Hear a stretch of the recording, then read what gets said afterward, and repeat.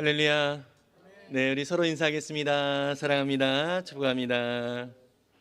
네, 너무나도 귀한 날 또 주님 앞에 이렇게 예배할 수 있게 됨을 감사드립니다. 이 시간 우리 하나님 말씀 보겠습니다. 하나님 말씀은 요한복음 1장 9절에서 14절까지의 말씀입니다. 요한복음 1장 9절에서 14절까지의 말씀입니다. 네, 우리가 주님을 경외하는 마음으로 다 같이 일어서서 말씀을 함께 봉독하도록 하겠습니다. 같이 내용을 생각하면서 같이 읽도록 하겠습니다. 참 빛, 곧 세상에 와서 각 사람에게 비추는 빛이 있었나니 그가 세상에 계셨으며 세상은 그로 말미암아 지은 바 되었으되 세상이 그를 알지 못하였고 자기 땅에 오매 자기 백성이 영접하지 아니하였으나 영접하는 자 곧 그 이름을 믿는 자들에게는 하나님의 자녀가 되는 권세를 주셨으니 이는 혈통으로나 육정으로나 사람의 뜻으로 나지 아니하고 오직 하나님께로부터 난 자들이니라.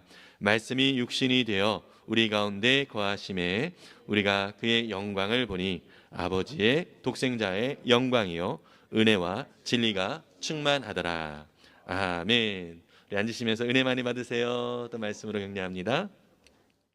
네, 우리가 읽은 하나님의 말씀을 가지고 같이 또 은혜를 나누기를 원합니다.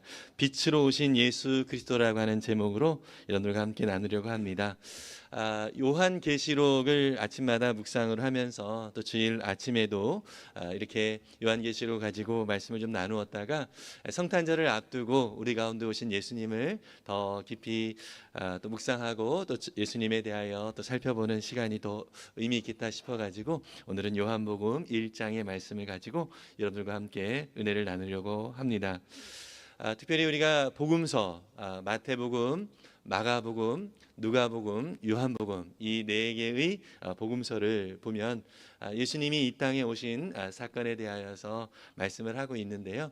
특별히 요한복음은 앞에 마태, 마가, 누가복음과는 조금 다릅니다. 예수님이 어떻게 태어났는지에 대한 어떤 스토리라든지 이런 것들이 좀 없고요. 그냥 예수님께서 이 땅에 오신 그러한 특별한 의미, 특히 이제 신학적 의미가 무엇인가라고 하는 것을 또 요한이 좀 밝히고 있는 것 같습니다.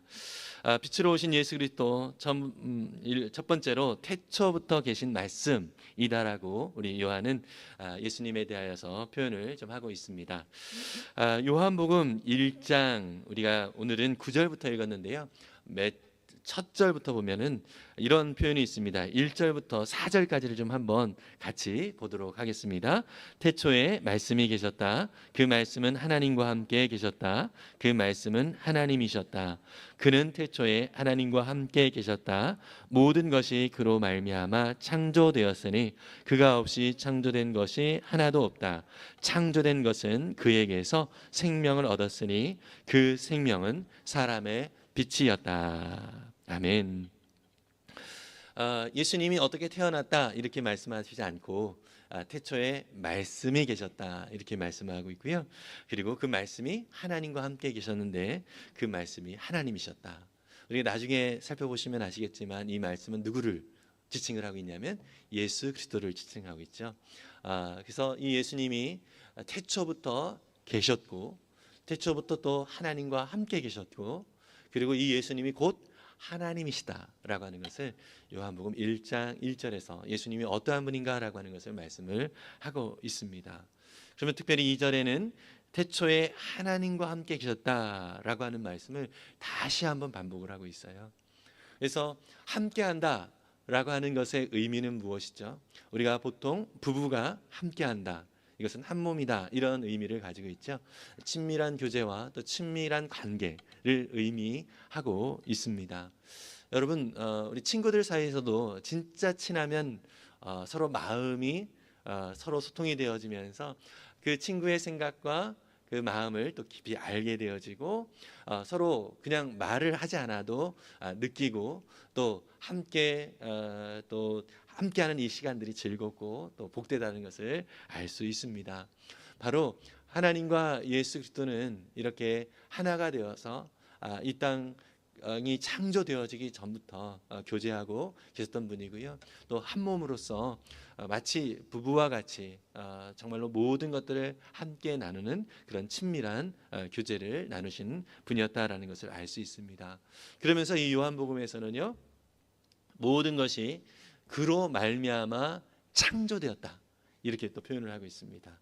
창조의 사건을 이 말씀으로 하나님이 창조를 하셨는데, 예수 그리스도께서, 말씀이신 이 예수 그리스도께서 창조하셨고, 또 예수님과 상관없이 창조된 것은 하나도 없다라고 표현을 하면서, 이 세상의 모든 만물들, 저와 여러분들을 포함해서 이 세상의 모든 만물들은 우리 주님께서, 우리 예수 그리스도께서 하나님과 함께 창조하였다라고 하는 것을 분명히 밝히고 있습니다.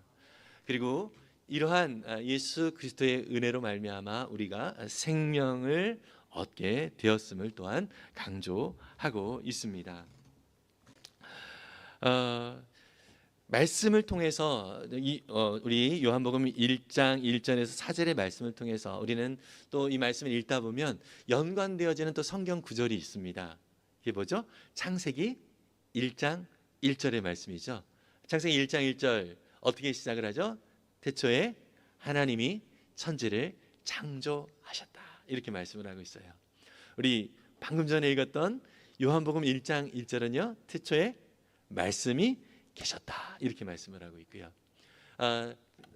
태초에부터 이제 시작을 하고 있는데요. 창세기 1장 1절은 하나님이가 주어가 되어지고, 또 요한복음 1장 1절은 말씀이가 이제 주어가 되어집니다.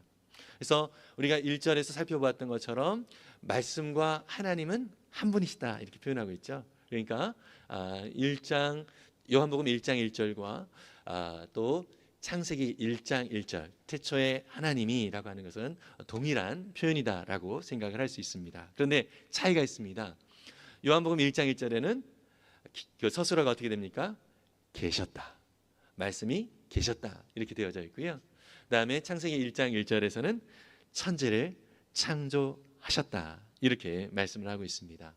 여기를 통해서 알 수 있는 것은, 여러분, 계셨다라고 하는 것은 하나의 존재를 나타내고 있죠. 존재가 활동을 하죠. 존재가 먼저 있고 그 존재가 활동을 하게 되어지는 것입니다. 그래서 요한복음 1장 1절의 태초가 바로 창세기 1장 1절의 태초보다 더 앞선 태초를 의미하고 있다라고 하는 것을 우리는 또 살펴볼 수 있습니다. 그래서 존재는 그 활동보다 앞서는데요, 그 활동을 하실 때 이 존재로 이 땅 가운데 오신 예수 그리스도께서 태초에 모든 만물을 창조하셨다라고 묘사를 하고 있는데요, 이 창조하셨을 때의 그 상황을 창세기 1장 2절에서는 이렇게 말을 하고 있어요. 땅이 혼돈하고 공허하며 어두움이 깊음 위에 있고 하나님의 영은 물 위에 움직이고 계셨다, 이렇게 말씀을 하고 있는데요, 이 땅이 어땠다고요? 혼돈하고 공허하고 또 어둠이 깊음 위에 있고, 이런 좀 혼란스럽고 또 질서가 없는 이러한 세상이었다라고 하는 것을 느낄 수가 있는데요, 이것을 하나님이 말씀으로 창조하심으로 인하여서 모든 만물들을 질서 있게 조성하셨다라는 것을 우리는 창세기를 통하여서 확인을 할 수가 있습니다. 하나님이 첫째 날부터 여섯째 날까지 창조의 활동을 하시면서 이 모든 우주와 만물을 정말로 하나님의 계획과 또 하나님의 섭리를 따라서 이렇게 아름답게 조성하셨다라고 하는 것을 우리는 알 수 있습니다.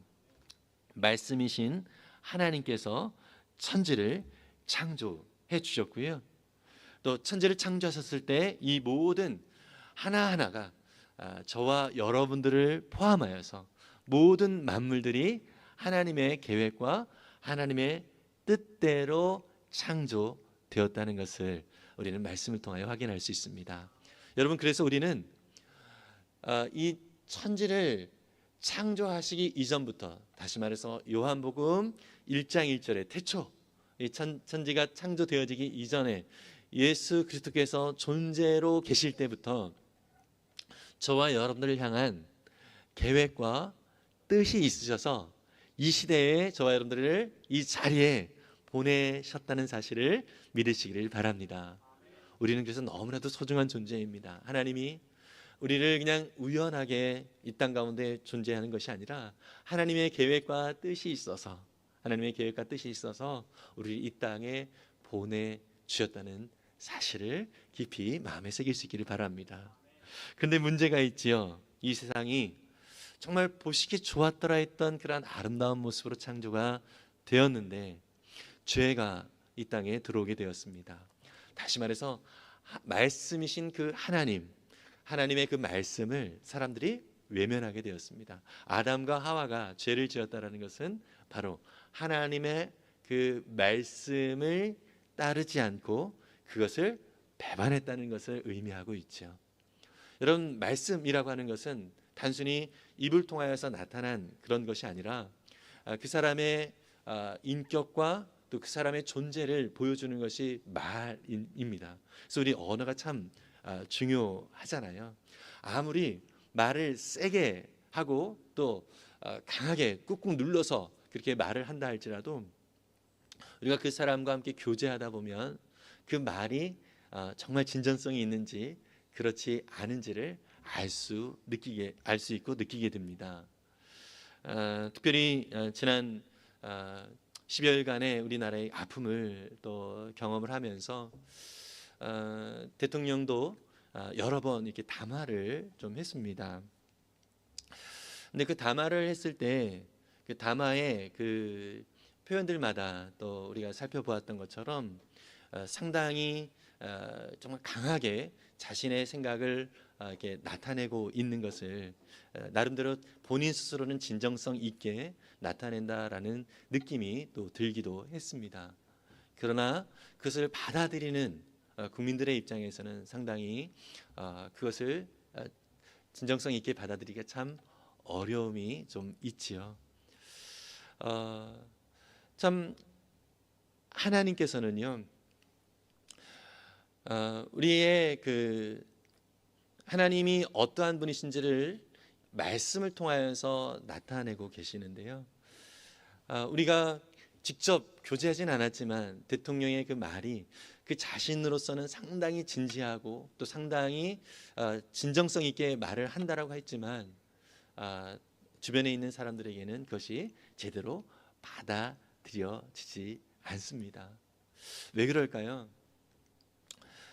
또 교제 가운데서 정말 그 가까이 있는 사람들도 또 그 말의 의미를 또 알기도 하겠지만은 무엇보다도 사실은 하나님이 우리를 창조하셨는데 우리의 모든 삶이 진정으로 이 땅 가운데서 많은 사람들에게 실제의 진정성 있는 말이 되어지기 위해서는 우리를 창조하신 그 하나님의 뜻과 하나님의 그 계획 앞에 우리의 모든 생각과 우리의 모든 말이 일치가 되어질 때 이것이 진정한 그러한 말이 되어지는 것입니다. 여러분, 우리는요 우리의 생각을 누군가에게 이렇게 전달을 할 때 정말 마음을 다해서 전달을 하고 정말 그것이 실제가 되어지는 것처럼 정말 마음을 다한 어떤 그런 강조를 할 수 있는 그런 말이 될 수 있습니다. 그러나 그 말이 자기 자신이 아무리 진정성이 있다 할지라도 하나님의 형상을 따라 지음을 받은 우리가 하나님의 뜻에 합한 말이 아니면 그 말은 정말로 날아가는 아무런 뜻이 없는 그런 말이 될 수 있는 것입니다. 여러분, 베드로도요 예수님이 십자가에 달리신다는 말씀을 하셨을 때에 예수님이 죽는 데까지 제가 따라가겠습니다라고 말을 하면서 예수님을 말렸잖아요. 그 역시도 베드로 자신에게 있어서 상당히 진정성이 있는 그러한 말이었습니다. 그런데 예수님께서는 그 베드로에게 뭐라고 말씀하시죠? 사탄아 물러가라 라고 하면서 아주 끔찍한 그런 표현을 하시면서 베드로의 그 말이 하나님의 뜻에 맞지 않다라는 것을 분명하게 말씀을 해주셨습니다. 여러분, 그래서 하나님의 창조로 하나님의 창조함을 받은, 하나님 앞에서 지음을 받은 저와 여러분들이 가장 진정성 있는 삶을 온전하게 살기 위해서는 우리를 만드신 하나님의 말씀에 나의 모든 삶을 맞출 때, 우리의 삶은 정말 우리 스스로에게도 자유함이 있고요, 참 행복함을 누리게 되어지고요, 또 하나님 주시는 기쁨과 또 감사와 그 은혜를 누리면서 살아갈 수 있을 줄 믿습니다. 누누이 말씀드리지만 우리가 누군가를 사랑한다고 할 때 그 사랑의 표현이 상대가 원하는 것을 채워주는 것이 사랑이 아닙니다. 하나님의 은혜를 따라 지음을 받은 거룩한 백성들이 진정으로 누군가를 사랑한다고 할 때의 그 사랑은 그 상대가 하나님 앞에 건강한 모습으로, 온전한 모습으로 세워지도록 도와주는 것. 여러분, 이러한 방향으로 나아갈 때 진정한 사랑이 우리를 통하여서 나타내어진다는 사실을 믿으시기를 바랍니다. 내가 아무리 진정성 있게 한다 할지라도 그것이 허무한 것이 될 수 있고요, 공허한 것이 될 수밖에 없습니다. 오직 하나님 말씀이 아니면 우리는 아무리 애쓰고 노력한다 할지라도 그것은 아무런 의미가 없다라고 하는 것입니다. 어쨌든 이 세상이 하나님의 섭리와 그 계획을 따라서 아름답게 만들어졌음에도 불구하고 인간의 죄가 이 땅에 들어옴으로 인하여서, 인간이 하나님의 말씀을 거부함으로 인하여서 세상이 많이 망가지게 되었습니다.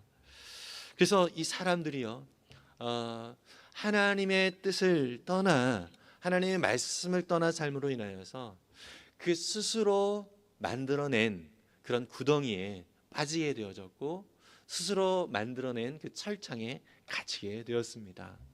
그래서 고통 가운데, 아픔 가운데 이 세상을 살아갈 수밖에 없는 그러한 존재가 되었습니다. 이것은요, 우리가 아무리 믿음이 좋다 할지라도 이 세상 자체가 이 죄의 영향력 아래에 있기 때문에 우리는 그러한 이 세상 속에서 하나님이 말씀대로 움직이지 않는 일상 속에서 우리도, 믿음이 좋은 크리스찬들도 함께 고통을 당하는 경우들이 참 많이 있습니다. 이런 현실 속에 우리가 나아가고 있는데요, 이 예수님에 대하여 말씀으로 이 땅에 오신 그 예수님, 태초부터 계신 말씀이신 이 예수님이 우리 가운데 어떻게 오셨냐라고 말씀하고 있냐면, 어둠 가운데 있는 이 세상에 생명의 빛으로 오셨다라고 말씀을 하고 있습니다. 두 번째로 빛으로 오신 예수 그리스도, 생명의 빛으로 오신 말씀이신 예수님입니다. 이런 안타까운 세상, 망가져 있고 어두워진 세상에 우리 하나님께서 오셨습니다. 왜 그럴까요? 사랑하시기 때문에 이 땅에 오셨다라는 것입니다. 그 사랑의 방식이요, 하나님께서 우리에게 너희들이 이렇게 오면 내가 너희들을 회복시켜 줄게, 이렇게 하신 것이 아니에요. 오셨다라고 하는 단어 속에는 어떤 의미가 있죠? 그분이 직접 먼저 능동적으로 행하셨다는 의미가 있습니다. 그래서 우리의 입장에서는 그 오신 예수님을, 그 오신 예수님을 그냥 받아들이기만 하면 되어지는 그러한 상황인 것입니다. 기독교 철학자 키에르케고르라고 하는 사람이 이러한 말을, 하나의 그 우화와 같은 이야기를 들려주는데요, 이런 이야기가 있습니다. 비천한 소녀를 사랑하는 한 왕이 있었다고 합니다. 왕인데 아주 사회적으로 좀 비천한 그런 소녀를 사랑하게 되어졌어요. 그녀는 누더기 같은 옷을 입고 농촌의 오두막집에서 살고 있었습니다.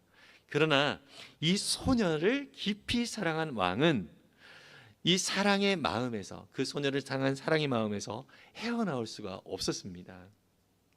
그래서 왕은요, 그런 왕의 모습을 알고 있었던 신하들이 여러 가지 조언을 합니다. 한 신하가 이렇게 조언을 합니다.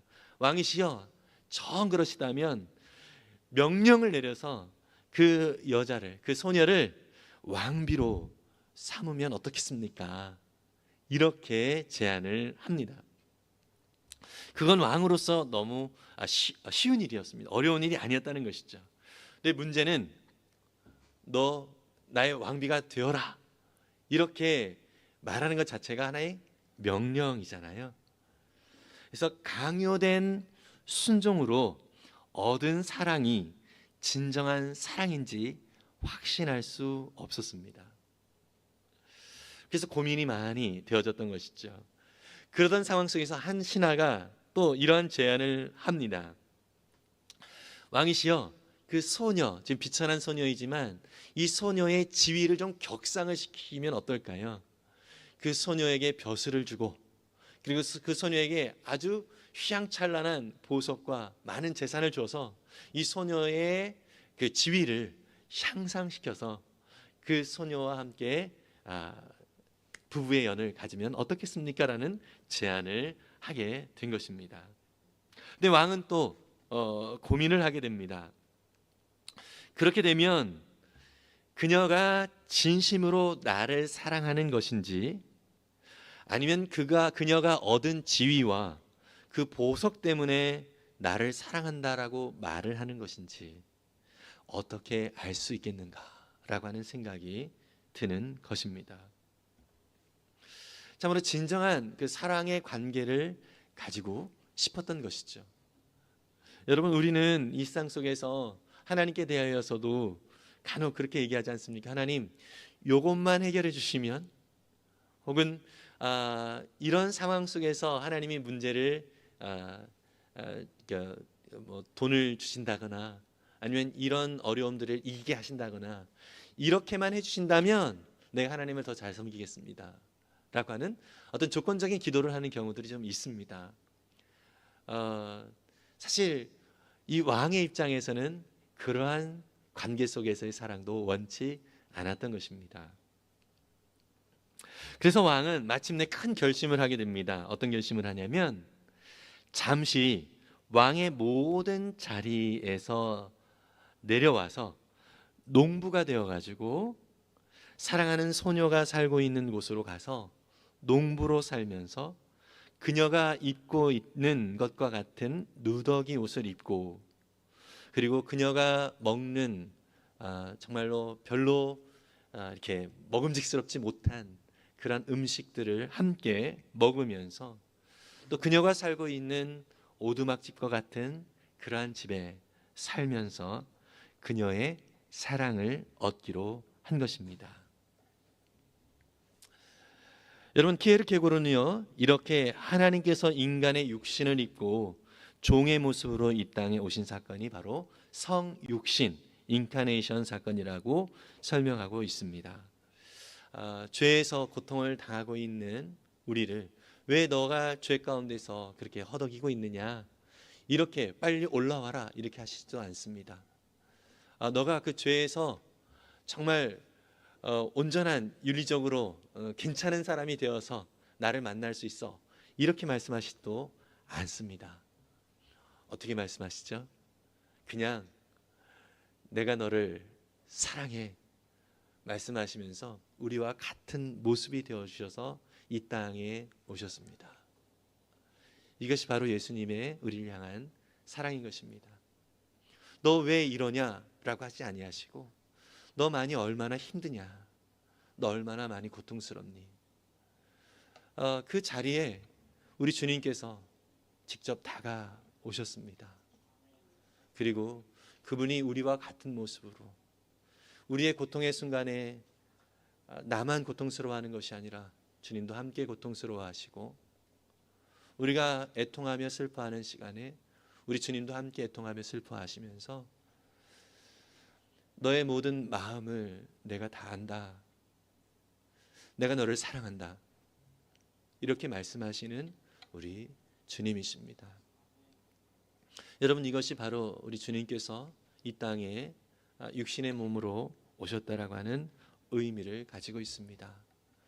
그러면서 우리 주님이 어둠 가운데 있는 우리에게 그 빛을 비춰주시는데요, 여러분, 어둠 가운데 빛이 비춰지면 이 빛이 어둠을 삼키는 것처럼 우리는 표현을 합니다. 그러나 어둠의 입장에서 보았을 때는요, 어두움은 이 빛을 차지하게 되어지는 것입니다. 여러분, 예수님은 우리 가운데 이렇게 오셨어요.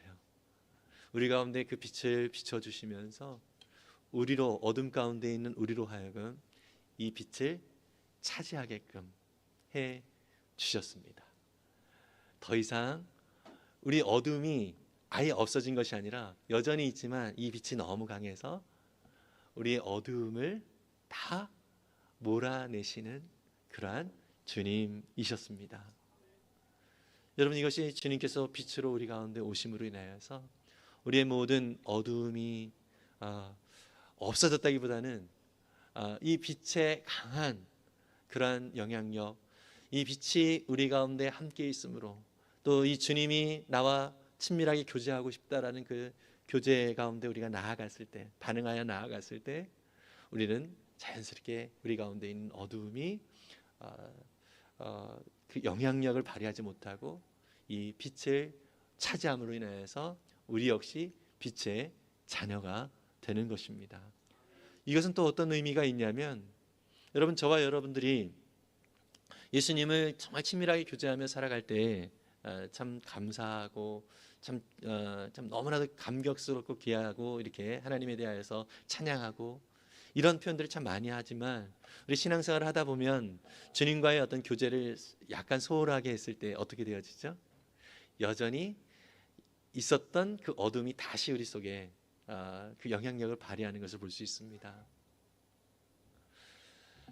여러분, 예수님이 빛으로 오셨다라고 하는 것은 강압적으로 이렇게 오셨다는 것이 아니라 그냥 조심스럽게 왕이 소녀의 곁에서 농부로서 그 소녀가 내가 너를 사랑한다라고 하는 것을 느끼기를 원하시면서 그 옆에서 함께 정말 동일한 모습으로 함께 또 공감하시면서 그 자리에 있었던 것처럼, 우리 주님은 끊임없이 지금도 우리에게 그렇게 다가오시는 분이십니다.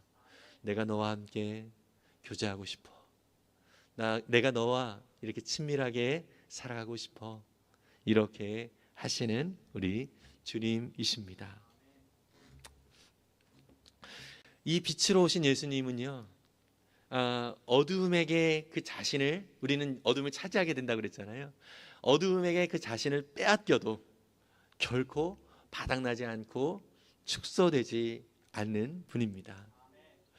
여러분, 그래서 우리가 이 빛 가운데 나아갈 때 우리의 모든 어두움들은 사라지고 이 빛 안에서 자유함을 얻고 우리가 나아갈 또 걸음들을 또 믿음으로 또 걸어갈 수 있는 힘이 생기게 되는 것입니다.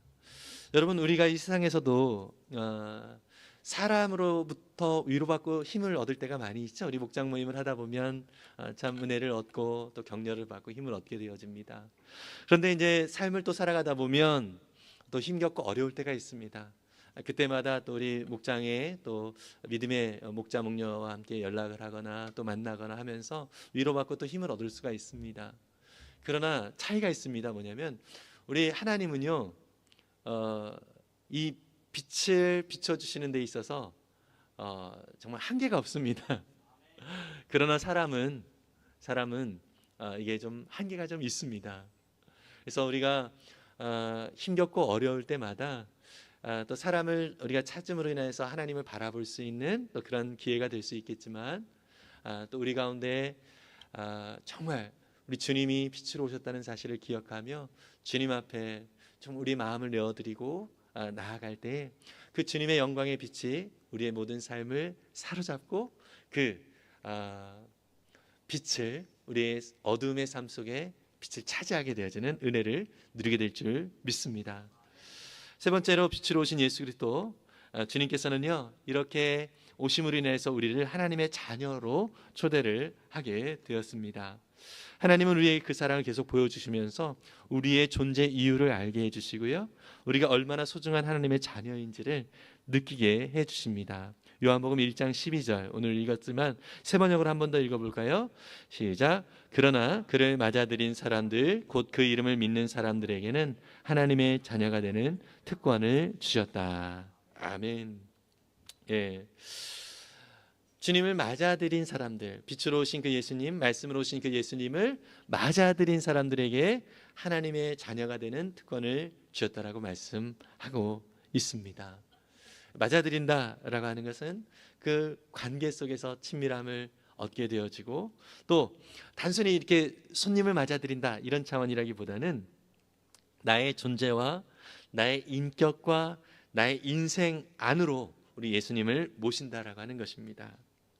그래서 예수님을 나의 존재와 인격과 인생의 주인으로 맞이함으로 인하여서 나의 삶 속에서 나를 사랑하신 그 예수님의 모습이 나를 통하여 나타나기를 소원하는 그러한 삶을 살아가는 것, 이것이 바로 예수님을 영접하여 살아가는 삶을 의미하는 것입니다. 우리는 그래서 예수님을 맞아들임으로, 다시 말해서 믿어서 예수님과 함께, 우리 하나님과 함께 부모와 자녀의 관계를 누리는 특권을 얻게 되어졌습니다. 주님은 끊임없이 우리를 섬겨주셨습니다. 끊임없이 우리를 섬김을 또 받고 있고요, 우리는요.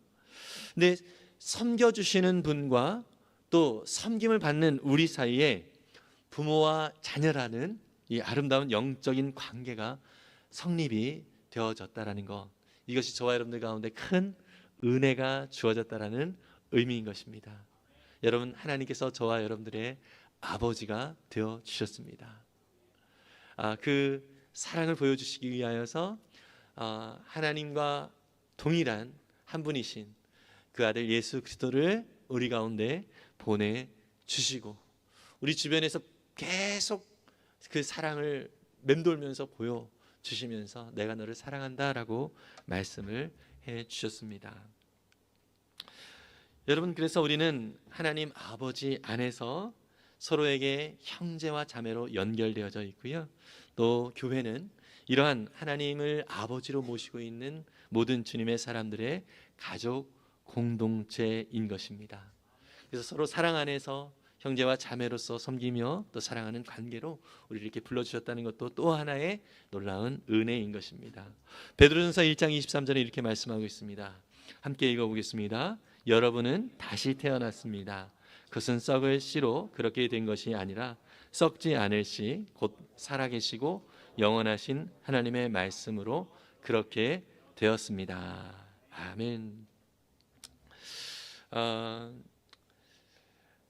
하나님의 말씀으로 우리는 썩을 것을 위하여 살아가는 존재가 아니라 이제 영원한 것을 위하여 살아가는 존재가 되었다라고 말씀을 해주고 있습니다. 너무나도 큰 은혜인 것이죠. 여러분, 정말 하나님은 우리에게 계속해서 말씀을 해주시고, 또 우리가 그 말씀 안에서 살아가 말씀을 기준으로 아주 주님의 그 놀랍고 귀하신 영광스러움을 누리며 살기를 원하시는 분이십니다.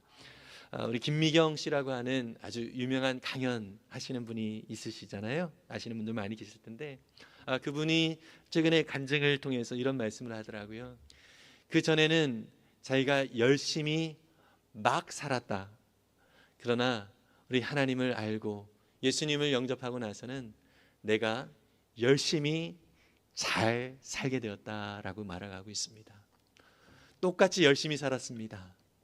정말 열심히 살았지만 예수님을 알지 못했을 때의 열심은 막 살았다라고 스스로 해석을 합니다. 그러나 이제 예수님을 알고 예수님 안에서 열심히 살 때 그는 잘 살고 있다라고 표현을 하고 있습니다. 여러분, 그렇습니다. 우리 예수님과 상관이 없이 살아가는 삶, 말씀과 상관없이 살아가는 삶은 막 사는 삶입니다. 결국 허무함만 남게 되어지고요, 공허함만 남게 되어지는 그런 삶입니다. 그러나 우리가 하나님 말씀대로 살아가게 되어질 때 그 말씀 안에서 우리는 우리의 모든 순간순간을 주님이 주시는 은혜를 힘입어서 잘 사는 자가 될 것입니다. 시편 119편 105절은 이렇게 말씀하고 있습니다. 함께 읽어보겠습니다. 주님의 말씀은 내 발의 등불이요 내 길의 빛입니다. 아멘. 무슨 얘기죠? 주님의 말씀이 내 발을 앞길을 비춰주는 등불이 되고 빛이다라고 말을 하고 있습니다.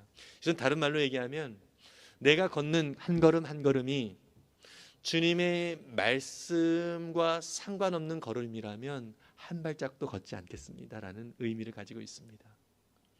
여러분, 우리의 삶을 한번 돌아봤으면 좋겠습니다. 우리의 삶의 걸음이 정말로 주님과 그 말씀에 근거하여 우리가 살아가고 있는지 한번 돌아봤으면 좋겠습니다. 주님과 상관없이 걷는 한 걸음 한 걸음은 아무런 의미가 없습니다. 이 시인의 고백과 같이 정말 그렇습니다. 주님의 말씀이 내 발의 등이고 내 길의 빛입니다. 이러한 고백이 우리 가운데 있어서 우리의 모든 걸음걸음마다 주님이 말씀하시는 그 말씀대로 살겠습니다 라고 하는 고백이 우리 가운데 있기를 간절히 소망합니다. 우리를 어둠 속에서 또 이렇게 끌어주신 우리 주님께서는요, 빛이 빛으로서의 최고의 그런 존재 가치는 무엇이죠? 어둠을 비추는 것입니다. 그래서 주님은요, 지금도 우리 가운데 빛으로 오시면서 정말 기뻐하고 또 감사를 우리 주님도 느끼시게 될 텐데요.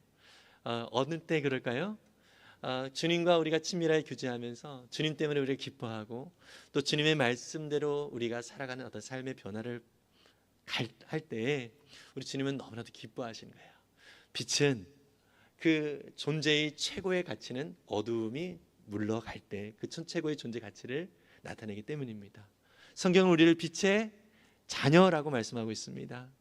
빛의 자녀의 최고의 존재 가치가 나타나는 그러한 방식은 무엇이죠? 우리 주변에 있는 모든 어두움들이 우리로 하여금 물러가는 것입니다. 여러분, 저와 여러분들은 바로 그러한 존재로 부름을 받았음을 믿습니다. 그렇게 살 수 있도록 주님은 끊임없이 우리와 교제하시면서 우리를 이 땅 가운데서 그러한 삶의 풍성함을 누리며 이 어둠이 물러가는 일에 나를 사용하시는 그 주님의 놀라운 은혜가 있음을 믿으시기 바랍니다. 여러분, 또 오해가 없기를 바라는 것은 우리가 주님을 믿음으로 인하여서 빛으로 살아감으로 인해서 우리 가운데 고난과 어려움이 없다, 이런 것은 아닙니다. 하나님의 놀라운 영광의 상속자로서 결국 주님을 만나게 될 텐데요. 로마서 8장 17절은 이렇게 말씀하고 있어요. 함께 읽어보겠습니다. 자녀이면 상속자이기도 합니다. 우리가 그리스도와 함께 영광을 받으려고 그와 함께 고난을 받으면 우리는 하나님이 정하신 상속자요 그리스도와 더불어서 공동 상속자입니다. 하나님의 모든 것들을 받을 수 있는 그러한 유산을 받을 수 있는 그런 상속자다라고 말을 하고 있는데요. 여기서 뭐라고 했냐면 우리가 그리스도와 함께 영광을 받으려고 그와 함께 고난을 받으면, 이렇게 말씀하고 있습니다. 이 고난은 예수님이 왜 이 세상 속에서 고난을 받으셨을까요? 십자가 고난이 왜 있었을까요? 죄악으로 물든 세상이기 때문인 것입니다. 여러분, 우리가 예수님을 닮고 또 예수님의 길을 따라 살아가는 삶은 바로 이 고난에 동참하면서 살아가는 삶입니다. 이것은요, 참 희한한 방식으로 나타나게 되어지는데요. 제가 얼마 전에도 가족도 이제 장례식이 있어서 같이 말씀을 나누는 기회가 좀 생겼습니다. 우리 가족들이 정말 사랑하는 가족을 잃고 너무나도 슬픔 가운데 있지만 우리는 그리스도 안에서 죽음을 얻게 된 저희 사촌 누님이었는데요. 그리스도 안에서 죽음을 당한 이 사촌 누님을 다시 만날 소망이 있다는 것입니다. 왜요? 하나님의 말씀이 그렇게 약속을 해주고 있기 때문이죠. 즉 무슨 얘기입니까? 아무리 슬픔과 아픔이 있는 이런 삶의 현상이 우리 가운데 있다 할지라도 하나님의 그 말씀이 나의 것이 되어지고 그 영광의 빛이 내 가운데 비춰졌을 때 비록 어려움과 아픔이 있는 이 삶이지만 그것들을 바라보는 해석이 달라진다는 것입니다. 여러분, 그러한 것을 통하여서 같은 아픔에 있는 사람들이 우리를 통하여 영광의 빛 되신 주님을 바라볼 수 있게 되는 것입니다. 혹시 건강에 어려움이 있습니까? 또 삶에 참 경제적인 어려움이 있습니까? 또 여러 가지 진로라든지 어떤 문제 가운데 고통을 당하고 있는 분들 계십니까? 여러분, 그 상황 속에도 우리 주님이 함께 하심을 믿습니다. 그 상황 속에서 주님이 나와 함께 하시기에 나는 그 상황을 어떻게 바라보고 그 상황 속에서 어떻게 이 세상 속에서 빛의 자녀로서의 모습을 나타내는가. 주님은 그 자리에서 그렇게 빛의 자녀로서 우리가 나타낼 수 있도록 우리에게 힘과 용기를 주시는 분이시고요, 우리를 도우시는 주님이시고요, 우리 주님께서 우리와 늘 함께 하시는 분이심을 믿습니다. 그러기 위하여 이 땅에 오신 우리 주님을 찬양하고 또 주님 앞에 우리의 마음을 드릴 수 있기를 간절히 소망합니다.